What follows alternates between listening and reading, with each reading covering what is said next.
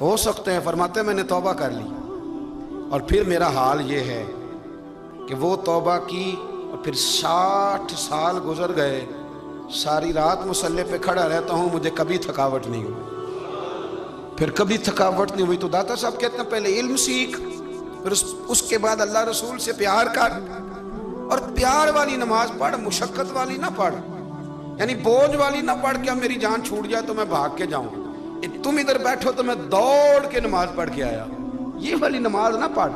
پھر تو آیا تو پھر ذوق پیدا کر، پھر تیرے اندر شوق ہو، پھر تو توانائی والا جذبہ رکھے دین کے معاملے میں۔ پھر داتا صاحب ایک تیسری بات ارشاد فرماتے ہیں، ایک تیسری بات داتا صاحب کرتے ہیں۔ داتا صاحب کہتے ہیں کہ یہ یاد رکھ کہ جو تجھے اعزاز ملے گا نا زندگی میں، اعزاز تجھے جو زندگی میں ملے گا اور کوئی کرامت اگر تجھے ملے گی تو وہ صرف نبی پاک علیہ السلام کی سنت اور شریعت کی وجہ سے ملے گی۔ تو جتنے مرضی چلے کاٹ لے، وظیفے کر لے، کالا جادو، نیلا جادو، پیلا جادو، جو مرضی تو سیکھ لے، اگر تجھے کوئی اللہ شان دے گا تو صرف اس لیے دے گا کہ تو نبی پاک کے دین پہ عمل کرتا ہے۔ کس نے لکھا ہے؟ اللہ کرے آپ کو میں یاد کرا سکوں، اللہ کرے ایسا ہو جائے اور میری جماعت سمجھنے لگ جائے کہ داتا صاحب کہتے ہیں سنت شریعت پہ عمل کرنا چاہیے، اور میں کوئی ایسی چھپی چھپائی بات بھی نہیں کر رہا، اس کو چلا دے، کوئی ایسی چھپی چھپائی بات بھی نہیں کر رہا۔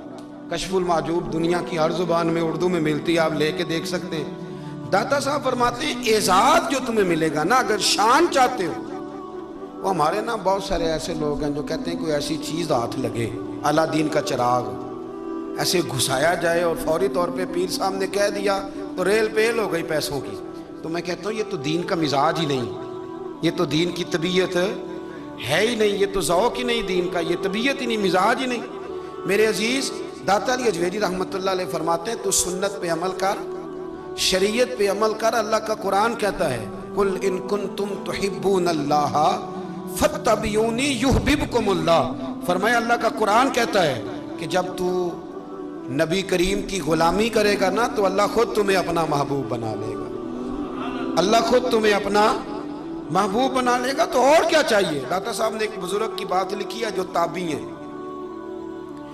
تابعی اس کو کہتے ہیں جو صحابہ کے شاگرد ہوتے ہیں۔ ایک بزرگ کی بات لکھی جو تابعی ہیں، وہ فرماتے ہیں کہ ان بزرگوں کا طریقہ یہ تھا کہ وہ لوگوں سے چھپ کے نا پہاڑ کے پیچھے عبادت کرتے تھے، اور پوزیشن ان کی یہ تھی کہ کسی سے ملتے نہیں تھے، بالخصوص فجر کی نماز سے لے کر عصر کی نماز تک بکریاں رکھی ہوئی تھیں، ان کو چراتے رہتے تھے فرات کے کنارے اور نفل پڑھتے رہتے تھے۔ اس وقت کو ملنے بھی نہیں آتا تھا۔ ایک شخص بڑی دور سے ان کی شہرت سن کے آیا، میں نے تو ملنا ہے۔ لوگوں نے کہا وہ اس وقت نہیں ملتے، ناراض ہوتے ہیں۔ اس نے کہا اللہ کا بندہ ہے نا، ناراض ہو بھی جائے گا تو لمبا ناراض رہے گا نہیں، اللہ والے جلدی راضی ہو جاتے ہیں۔ پہنچ گئے، اب وہ بابا جی نماز پڑھ رہے تھے تو کہتے میں نے عجیب منظر دیکھا کہ بابا جی فرات کے کنارے نماز پڑھ رہے ہیں اور ایک بھیڑیا ان کی بکریوں کی حفاظت کر رہا ہے۔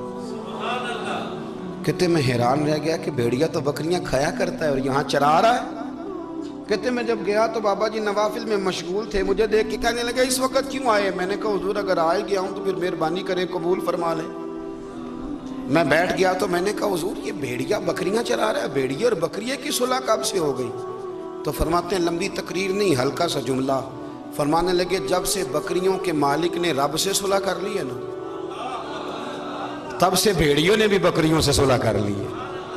بکریوں کے مالک نے رب سے صلح کر لی، گناہ چھوڑ دیے، اس کی فرما برداری میں آ گئے، اب پھر اسے بکریاں چلانے کی ضرورت نہیں رہی، بکریاں نہ اب بھیڑیا چراتا ہے۔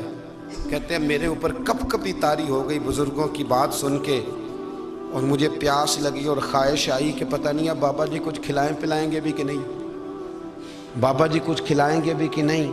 کہتے میرے دل میں خیال تھا تو بزرگوں نے نا ایک لکڑی کا پیالہ، ان کے پاس وہ غار میں بیٹھے تھے تو ایک چھوٹا سا پتھر تھا، اس کی ڈھلان بنی ہوئی، بابا جی نے اس کے نیچے لکڑی کا پیالہ رکھا، وہ رکھا ہی تھا تو وہ دودھ سے بھر گیا۔ کہتے انہوں نے مجھے دیا تو ٹھنڈا اور میٹھا دودھ، میری طبیعت خوش ہو گئی۔ بابا جی نے دوبارہ وہی پیالہ اسی جگہ رکھا تو شہد سے بھر گیا۔ 1000 سال پہلے داتا صاحب لکھ رہے ہیں، کہتے مجھے دیا، میں نے فوراً کہا، میں نے کہا حضور یہ دودھ تو گائیں بھینس دیتی ہے، پہاڑوں سے تو نہیں نکلا۔